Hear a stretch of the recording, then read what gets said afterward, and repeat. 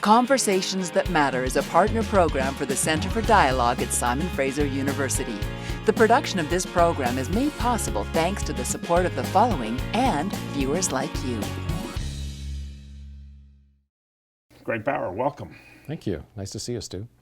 Well, and it's nice to have you here to share a few stories, because what we want to talk about today is the art of storytelling and why it's so important in our lives. I know that you work in the corporate sector, you help a whole bunch of companies tell their story, but it's something that all of us need to learn how to do if we want to share experiences and draw people into the experience of our lives. What is it that made you decide to explore this as a theme that's so important to you and to your clients?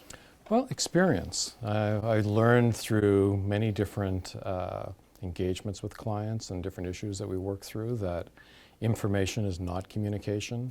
Rational connections don't really stimulate an audience and engage an audience in the message that you want them to receive or the story that you feel is important to their lives, and that ultimately storytelling is the path to connect with other audiences. And when you think about it, storytelling is an important part of our evolutionary DNA. It's how we've always organized the world and how we need to organize the world to participate in it. Yeah, you talked about the fact that it's not necessarily just logic, and yet if we go back to the Greeks, I think it was Socrates who said, if you can get emotion out of the way and just deal with the facts, then everybody's going to get the story. But I think what we've learned is that's not the case at all. No, I think Socrates had that wrong, because facts and logic don't stimulate the brain. Facts and logic don't really communicate simply and effectively about how a person sees their environment that they live in. It's stories. Stories are shared narratives. Stories are the way we organize our experiences, the way we organize the environment around us. And if you're going to connect with an audience, you need to know the stories that motivate them and how they see the world. So with so many examples of big organizations trying to explain their way rationally out of a problem, when it's really about connecting with people with the right character and the right values, and that comes back to storytelling. Okay, but how do you do that? That is, much easier said than done. And for all of us, if we want to tell our own story, we become, in many ways, our own largest impediment, because we suffer from the curse of knowledge. I know too much about me. I don't know how to draw you into me or into my story. So where do you start in trying to be able to build a story that others can connect to? That is so interesting, because storytelling really starts with listening.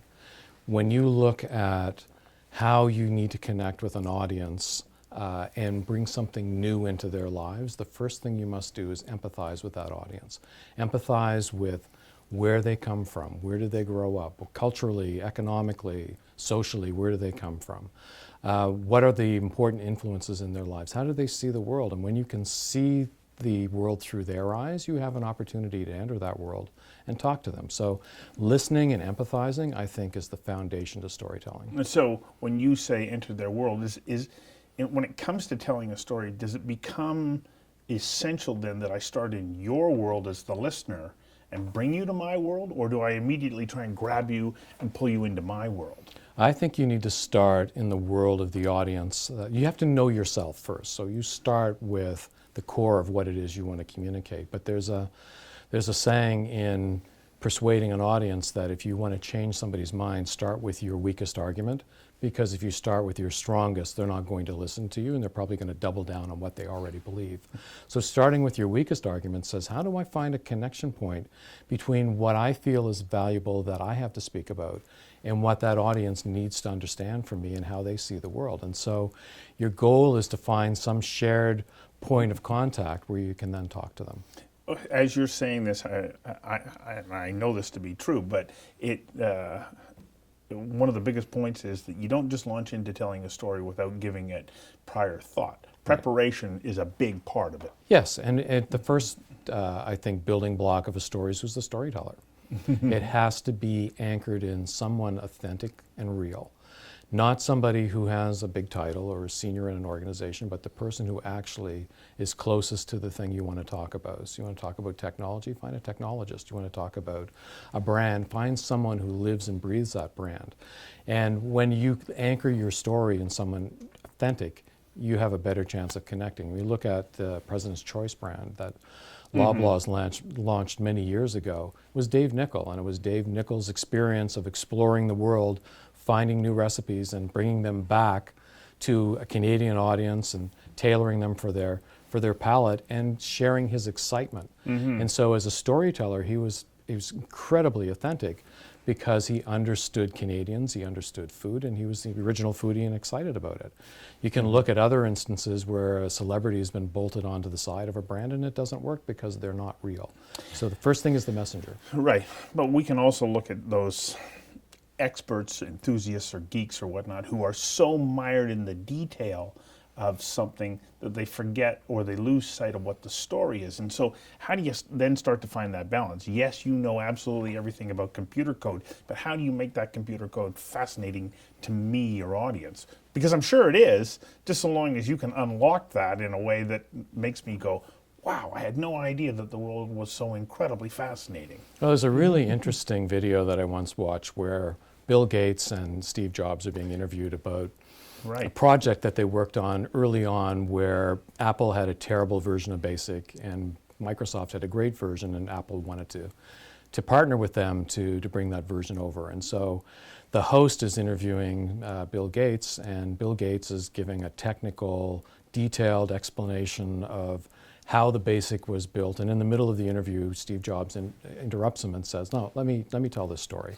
And he says, "Here was my frustration. I knew that we had this great BASIC, but it wasn't working for us, and Steve Wozniak was not getting the message that I needed it to change." And he turned it into this personal drama of trying to persuade Steve to do what he did, and the need to bring Bill in to help. And it became a drama. It became a really interesting story, and you understood what happened. Because it involved people. Yes, it involved people, it involved conflict.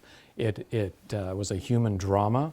And so if you're the technologist and you want to reach another audience, you've got to get outside of your bubble and understand how that audience cares about what you're going to talk about. How does it impact their lives? So it's interesting that you mentioned Steve Jobs, because I think of him as being one of the great storytellers of the last quarter century.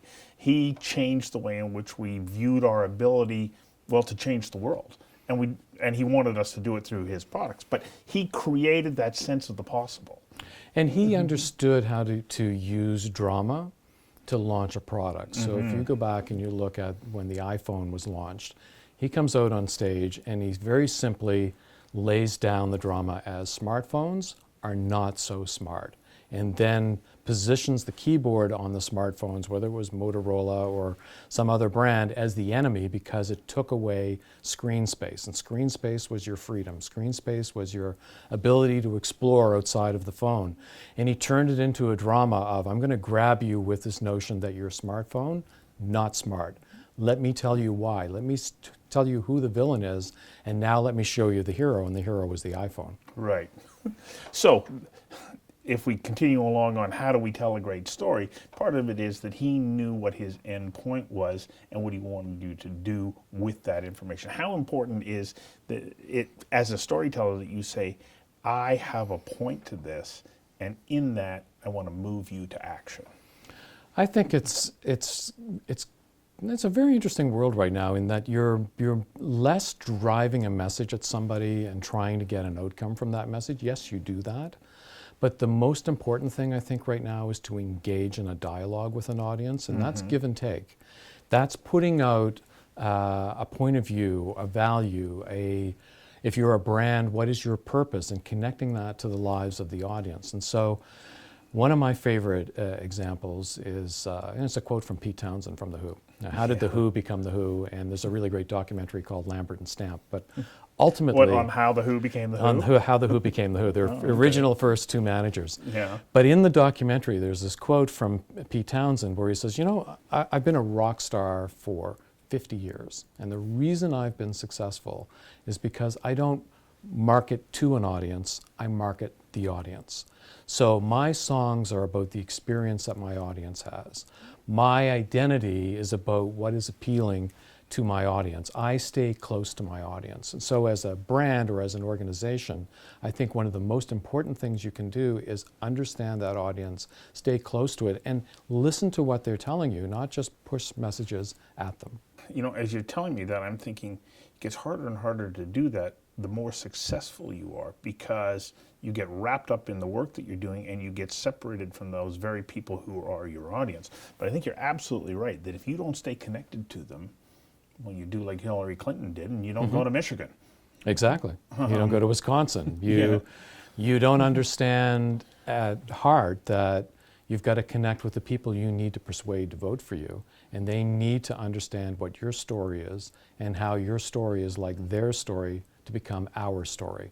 So if you look at Hillary Clinton, for example, and go back to 8 years ago when she was running against Barack Obama, there was that moment in Iowa when Obama showed strongly, surprised the Clinton campaign, and then destroyed the campaign by saying simply, I'm not here because it's my personal ambition or because I feel entitled to this job. I'm here because I want to bring change. And that suddenly framed the narrative around Hillary Clinton as a little entitled. And I don't think she learned anything in 8 years after that. And you No, saw because play out. that was the message that was used against her in this last election. I was reading a fascinating article about how there was only one moment where she actually started to reveal part of herself, and it was when she came out of Iowa going into New Hampshire, and she went from this presumptive nominee that everybody went, well, you're going to be it. And then along comes Bernie Sanders, who's Mr. Authenticity. You know what I'm going to do? So now all of a sudden she's like off balance. She revealed part of herself, and that's what people connect to, isn't it? Like, I get to see you for who you are.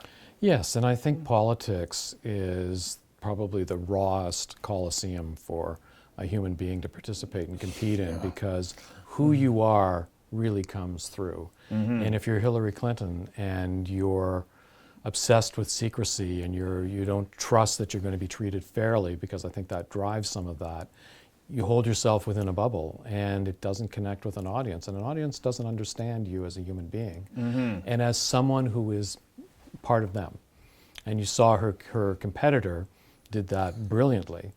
And it was enough to overcome a lot of deficits to become president. I mean, I was really surprised. I was not surprised that Hillary Clinton didn't campaign well. I've been doing storytelling workshops for 6 years, and I start off with Obama and Hillary. And I've told everyone along the way that don't think that this person is a shoo-in to either be the Democratic nominee or the president. And even I, on the night of the election, I was stunned. I thought she would win because I couldn't believe you could alienate so many audiences and still prevail.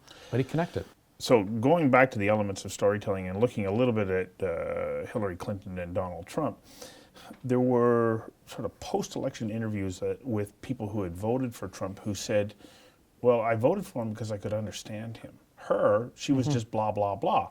The writer said he came to realize the blah, blah, blah was that Hillary was incomprehensible to them because her language was beyond their ability to comprehend. Yes. And so this goes back to, I need to identify my audience and speak to them. Well, that's an interesting point on a number of levels. So start with the language. You look at Trump's language, it's very simple. It's very hard to find a 2-syllable word. You're seldom going to find a 3-syllable word. And my experience as a communicator is stay with the simple words. But do we have to do that ourselves? Yes. Yes, I think the minute you start to use language as furniture, you get into trouble. When you start to decorate a sentence, when you make it longer than it needs to be, and I look at key messages that are developed, and I'll see some things come through that are 3 lines long. You know, as a journalist, no one is ever going to say that in an interview. They won't remember it. It won't connect. The audience won't understand it and remember it. But if I can take a complex issue and make it simple, which is really what my audience wants, it'll resonate and it will stick. And you saw that in the election, and you also saw it, not just the language, but the visual language. So I'm certainly not a Trump supporter, and I don't support the campaign at all, but I knew a month before the election that he was going to build a wall. He was going to tear up trade agreements. He was going to protect the borders. He was going to do 3, 4, 10 different things, and I could remember all of them. If I was voting and I was thinking of what Hillary Clinton was going to do, it was going to maintain the status quo. Right. And I'm not happy with the status quo. In an election, you've got to persuade the people who are going to vote and shift the vote, right? So there's an old saying from Jacques Parizeau when he was leading the Parti Québécois that 40% of Quebecers had thought about the issue of independence, were committed to it, studied it, were going to vote in favor. 40 were going to vote against it because they were committed federalists. You were competing for the 20% in between, and you only needed to win 10. And that's why the election became about emotions and became about all kinds of myths and a rhetoric that had nothing to do with the merits of one option or the other. And you saw that in the U.S. election as well. You talk about keeping it simple. I remember R.H. Thompson doing an analysis of the Bush-John Kerry debates. And he was asked who won the debate. And he said, well, George Bush won, even though he qualified himself as not being a fan of George Bush. And the reason he said it, that Bush won is he could hear himself finish a sentence. And he looked the audience in the eye. So that was a bit of performance, but really it's that, going back to what you were talking about, keeping it simple. Yes, and it's getting outside your bubble. Like I think one of the big challenges for media right now is post-election, you had 200 newspapers endorse Hillary Clinton. You had 6 endorse the president-elect. It's hard to look at that lack of influence over the ultimate outcome and not believe that media are disconnected in some way from their audience. And there's a number of reasons for that, right? There's the decline of big media, the lack of consolidation, the rise of social media and lots of other voices, and that erodes the authority of those news outlets. But there's also a sense that they didn't really cover that public that was going to decide this election and really didn't understand them. And so one of the things I think is really tricky right now is to avoid, as an organization or as a media company or as an individual, living inside a bubble, because confirmation bias and the way that everything is set up on your social networks to bring to you the things you expect to find tends to make that bubble smaller and smaller and you less effective in reaching a bigger audience. I got a story to tell. One of the 3 or 4 most important things that I need to keep in mind as I build that story so that it can at least find some willing eyes and ears. Yes, and when you look at how you persuade people, it's understanding them and empathy, as I was saying earlier. It's knowing what they care about, because ultimately the way a person sees the world is, there's a lot of myth based in that. You know, as an individual, you are your best sense of yourself. You hope, you aspire to be that person, and as a society, even more complicated, you aspire to live up to a myth of what you believe you are as a collective. And so you're already starting with a very emotional-based set of truths that are not factual, not necessarily true at all, but they glue the society together and they hold the society together, and it's the way you communicate and influence that society, and you need to be mindful of it. What are your 4 or 5 things that I need to do to be able to develop a story? Because you run programs on how to do this. What are those key elements that you drive home? I'm sure over a couple of day process, but we only have a minute or 2. There's really 4 elements to building a story. The first is, who's your storyteller, right? Have a solid foundation in someone who is authentic. The second is, how do you grab an audience? So, you know, if you go back to Michael Lewis in the book Flash Boys, on 60 Minutes, the markets are rigged. Well, I pay attention to that. You tell me the financial markets are rigged, you've got my attention. You're Steve Jobs and you say smartphones are not smart, I'm going to listen. Then you've got to create a human drama. You've got to talk about an actor almost in a play and how they experience the story. And that's the heart of it. How do you make that human drama come alive? Sight, sound, taste, smell, activate someone's brain and all of its elements so that they receive the information. You know, logic doesn't do that, but stories do. And then, since you've started with really a conflict at the heart of every story, you've got to resolve that conflict. So what ultimately happened, and what is the resolution to this conflict that you created when you grab my attention? You've got to deliver that at the end of a story. So who are the great storytellers of our time right now? Well, Steve Jobs made a huge impact. Very, very impressed with Howard Schultz. I think he's developed a very, very strong position for his brand. So I'm in complete agreement with you. We're singing off the same song sheet, but there's a lot of people who still don't get this. It's not what we're taught in school. It's not how you write your essay. It's not all these kinds of things. What are the biggest impediments in getting us, more of us, to become storytellers? I think that there's, you look at organizations, and at the top of organizations are largely rational people, or at least people who followed a rational path to get there. And throughout your career, that has been, all your arguments, all of your milestones have been successes because you won a rational argument. And then you get to the top of an organization, you have to communicate with the broader public. The broader public is not rational. The broader public is irrational. It's emotionally driven. It's driven by myths and stories. And suddenly you're in this bubble where you don't understand them. And you see great organizations sometimes stumble when they make a mistake because they think there's a rational explanation to an audience that really wants a simple emotional Right. They want a scientific apology. formula, Yes. and storytelling is an art. And they think information is communication. They think that if you assemble the facts and you put it in a press release or you put it in a speech and you just share that you're going to be successful. And the fact is, even if you're dealing with media and you're hoping the media are going to create a story, you're so much better off if you develop the story yourself and you share it with the media and let them build on it or accept it. But that story is what's going to connect with your audience. I also think that a comfort level with the fact that you can make a mistake. There was maybe 20, 30 years ago when you looked at senior executives in an organization or politicians that a misstep would end your career. And I think the Clinton scandal with Monica Lewinsky, where everybody thought for sure he's going to resign. All the anchors were in Cuba for the Pope's visit. They came back for the resignation. It didn't happen. People were kind of comfortable with, he's not perfect. Be fine. So one of the elements of being a great storyteller is that you expose some of your own vulnerabilities. Yes. It's a topic that I find fascinating. Unfortunately, we're out of time, so thank you for coming Thank in you, and doing Stu. this. Great conversation. I'd love to tell stories all day long.